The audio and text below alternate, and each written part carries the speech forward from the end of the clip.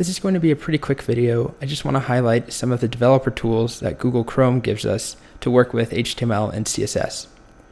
So this is the to-do list that we made in the last video. It's still as ugly as it was then. And I want to just highlight two things. So the first, we can actually view page source, just like we did on other people's HTML way early on in this course.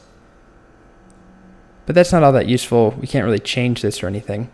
But what we can do is right click and click on Inspect Element. And what this will do is launch the element inspector. So you'll see we get this new view here. So there's a bunch of tabs. We're going to learn about all of these in time. For now, we're just starting at this Elements tab. So what this is it's actually a nice interactive representation of all of the HTML elements. So you can see we have our doc type, we have HTML, we have the head, the body, our H1, our UL, and our LIs, as well as the inputs. And the first thing I want you to notice is as I hover over these elements, so let's hover over this H1, it's actually highlighted up here.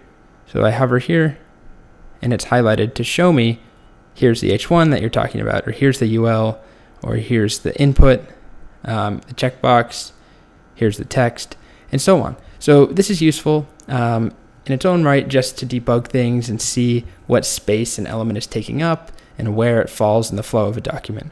But what I really want to focus on is the CSS tab over here, the Styles tab. So let's select one of these things.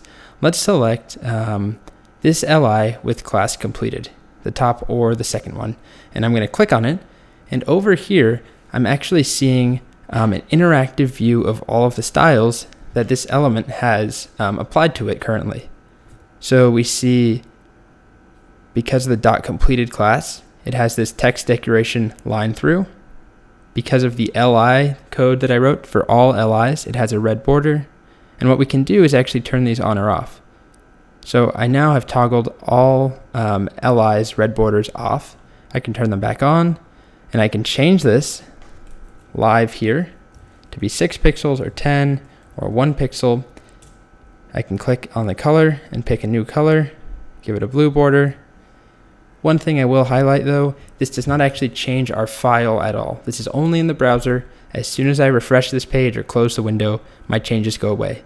So this is useful in really two different ways. One is to work on your own code, your own page, and test things out. See what happens when you change the color, or you change the border, or you change some other attribute, some other property, and just visually see it immediately. The other thing that it's useful for is actually looking at someone else's code. So I have MDN open, just the home page. Let's say I wanted to know some more about this text right here. What I can do is actually right click on it and click on Inspect Element.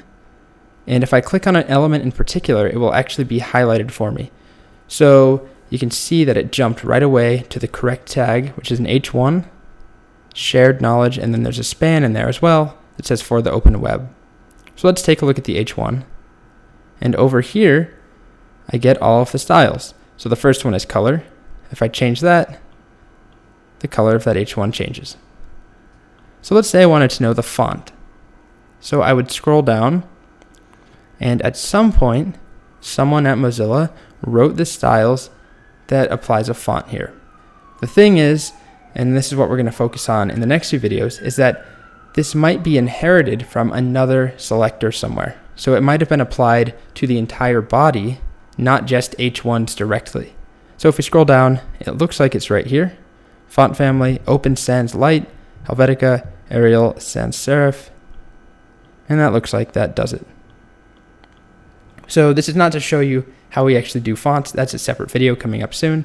This is just to show you that if you wanted to find something out about a page, let's say I wanted to know what type of element are these buttons right here, this little GitHub icon. I can select this magnifying glass and hover over things and click, and it will show me right here that's an eye. So an eye is another tag used for icons, and we can see all the styles over here. So same thing, if I want to see what element this is here, I can click on it once I have the magnifying glass, and I see that it's an anchor tag. And it looks like, so it's not an image tag, it's an anchor tag. So that must mean that they're setting a background image somewhere. And let's see where that is. Oh, here we go. They're setting the background image to be this image right here. So to summarize all of this, I just wanted to demonstrate that you can open up this inspector in Google Chrome and you can view HTML and you can view CSS.